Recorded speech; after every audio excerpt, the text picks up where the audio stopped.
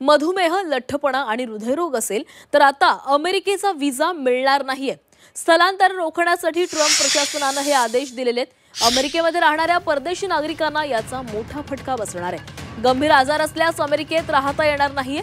अमेरिकेमध्ये कायमस्वरूपी राहण्यासाठी किंवा अमेरिकेमध्ये ग्रीन कार्ड असलेल्यांना ट्रम्प प्रशासनाच्या नव्या व्हिसा नियमांचा फटका बसण्याची शक्यता आहे। ज्या परदेशी नागरिकांना किंवा अमेरिकेमध्ये राहणाऱ्या ग्रीन कार्ड धारकांना मधुमेह, लठ्ठपणा, हृदयरोगासारखे अन्य गंभीर आजार आहेत, ते अमेरिकेचा व्हिसा मिळण्यास अपात्र ठरतील असे निर्देश अमेरिकेच्या गृह खात्याने आपले दूतावास व काउन्सिलर अधिकाऱ्यांना दिलेले आहेत। आजारग्रस्त परदेशी नागरिकांच्या उपचारांचा खर्च अमेरिकेच्या तिजोरीवर पडू नये व अन्य संसाधनांवर त्याचा भार पडू नये म्हणून हे निर्देश देण्यात आल्याचं कळतंय।